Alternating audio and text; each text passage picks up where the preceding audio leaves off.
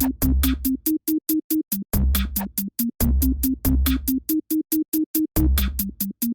you ever seen a thicker, blockier logo than Kohl's? I always think about that because that is a bold font. But I have so much more to talk about beyond their logo. I'm guessing most people know about Kohl's. They're a Fortune 500 company, and by sales, they're among the largest retailers in the US. There's over 1,100 of them located in 49 US states. The one remaining state is Hawaii. Here's a more detailed geographic breakdown. Their biggest presence is in the Midwest, which makes sense because they started in Wisconsin. But I think we can agree that they've made a name for themselves well beyond that. They've actually said that 85% of the US population lives within 15 minutes of one. But if by chance you're not familiar, I would describe them as an altered version of your typical department store. They sell mostly clothing. Here's their sales mix. It's what you would expect to see: women's, men's, home, children's, footwear, accessories. From the very beginning, they've always found success by avoiding the higher end brands and the lower end brands and shooting right for the middle. They've always targeted those middle class customers, and that's where most of their sales have come from over the years. Now,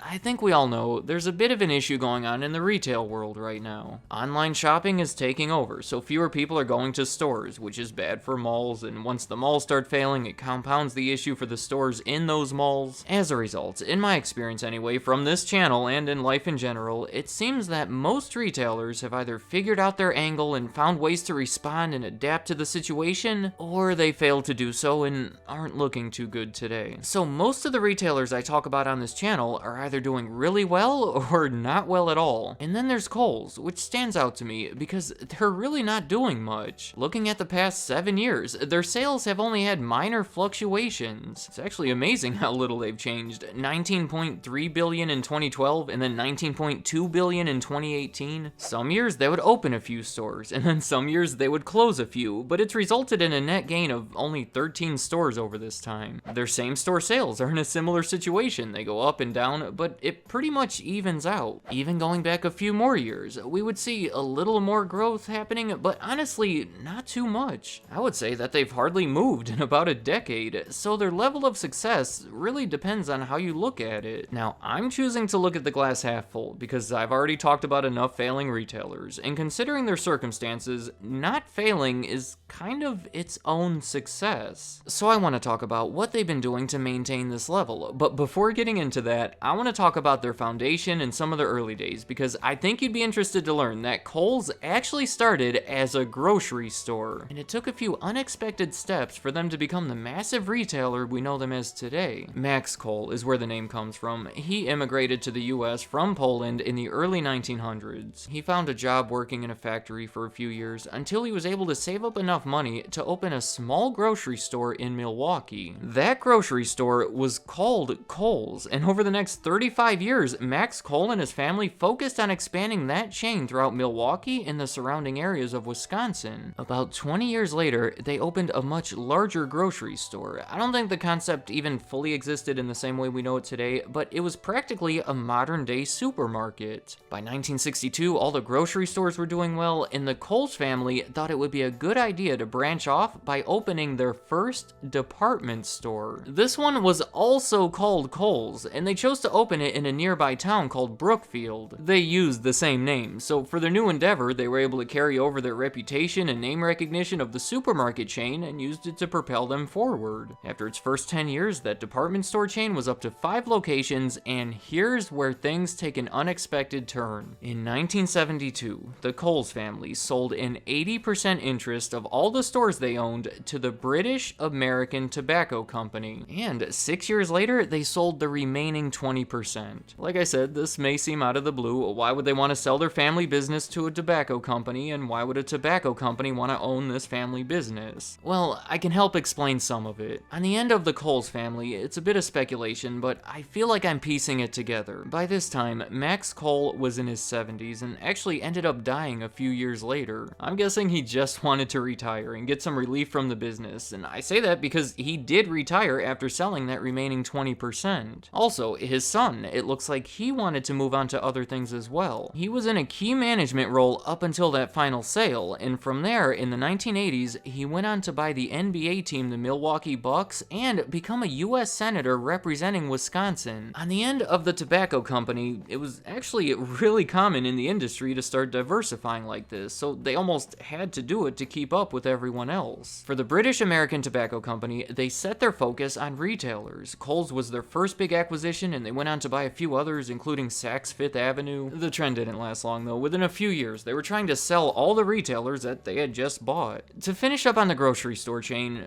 it's just kind of weird to me, the idea of Kohl's selling food. I'm guessing it is for most of you too, because they never made it outside of the Wisconsin area, and haven't even been around for years now. In 1983, the British American Tobacco Company separated the two chains and sold the grocery store chain to A&P, which is another chain of stores which should be the subject of its own video, but for now, I'll just tell you that they operated the chain for the next 20 years before closing down all 23 locations in 2003. I have to admit, I would not mind seeing that come back in some way, just for the novelty of it, but I don't think it's going to happen. Alright, back to the department stores. British American Tobacco held on to them and actually expanded them from 5 to 40 locations over the 8-year period in which they were the owners. Then in 1986, a group of investors led by some of Kohl's managers bought the company. That was followed by some other changes of ownership, the meaningful one being their 1992 public stock offering. The money they made from it was put toward opening new stores at a projected rate of about 15 a year, and what actually ended up happening exceeded those expectations. Here's the graph so you could see it yourself. In about 15 years, they expanded from around 100 to 1,000 locations, 1.3 billion in revenue to over 16 billion. But as I said earlier, they really slowed down at that point and have hardly moved for almost a decade now. But they haven't been failing either, so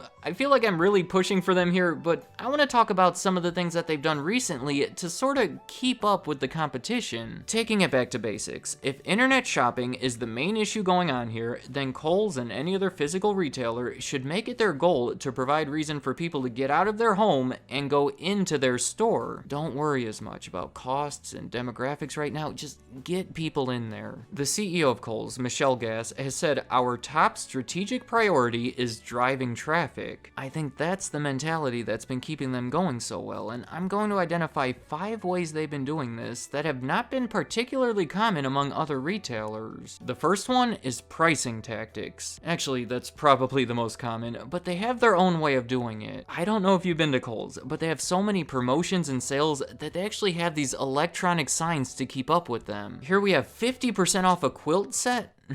I don't know, but that might get a few people into the store. Then there's Kohl's Cash. If you're there at the right time, you'll get $10 of Kohl's Cash for every 50 you spend. And remember, Kohl's Cash is as good as cash, except it only has value at Kohl's during a specific period. So I guess it sort of forces you to go to Kohl's during a specific period. It's a way for them to increase foot traffic during the times they want it to be increased. Next up, I should talk about the malls because they have not been doing the best, and I think Kohl's has recognized that trend before many others. I say that because for a while now, they've been switching their focus away from them. 20 years ago, about a quarter of their locations were in malls, whereas today it's only 7%. So when the malls have issues, it currently only affects 7% of their stores. The next reason is their switch toward more national brands and away from proprietary brands. Put simpler, they've placed a growing focus on the more popular, well-known brands like Nike and pulled it away from their private label brands like Croft & Barrow. Proprietary brands have typically made up about 50% of their sales, but over the last few years, it's slowly decreased to 40%. Under Armour is a good example. That's a national brand, and in early 2017, they made a deal that allowed them to sell it in their stores. These national brands can potentially do a better job at attracting new customers. I imagine that Under Armour deal brought in some people that don't typically shop at Kohl's. Kohl's. There's a sacrifice to it too. The private labels almost always have better margins, but they're more concerned with the traffic and the sales than their income at the moment. This one is a unique one. They've been leasing out portions of their space. This is a clever way to downsize some of their locations without moving their locations. They simply clear out a large section and split it off and then have it turn into a Planet Fitness. Some of the deals have been with Planet Fitness, and then some of them have been with Aldi. They are shrinking their locations, collecting money from the businesses leasing that space, and hey, going back to the foot traffic thing, if one of those runners happens to need a new pair of Under Armour running shoes,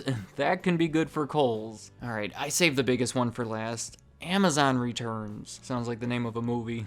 In July of 2019, they started accepting free Amazon returns at all Kohl's locations, which is actually costing them money because they're responsible for the packaging and shipping costs associated with each return. The motivation behind it, again, is simply to increase the amount of people entering their stores. If you have to return something to Amazon, you can conveniently do it at Kohl's, and now that you're already there, you're gonna be more likely to buy something from them. At the time of the announcement, their CEO said the nationwide rollout of the Amazon Returns program is our single biggest initiative of the year. All the initial data seemed to show a positive impact on things. Their same-store sales bounced back within weeks of implementing the program. Their CEO then confirmed that it was successful in increasing traffic. Third parties have estimated by as much as 24% within the first few weeks. I mean, with numbers like that, this may just be the answer they've been looking for. But then, on the negative end, their first holiday season with the program in 2019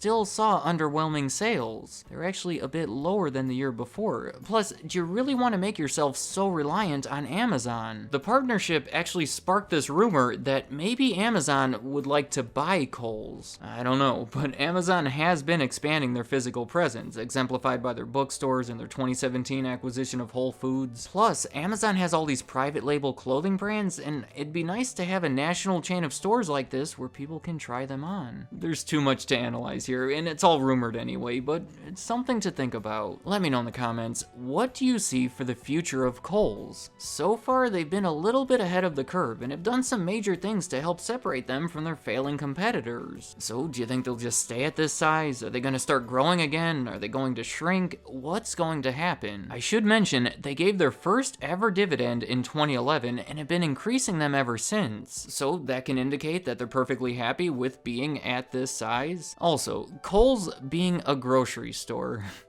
I don't know, it's just funny. What do you think about that transition? With the tobacco companies and A&P, I'd like to hear what you have to say. Thank you for watching.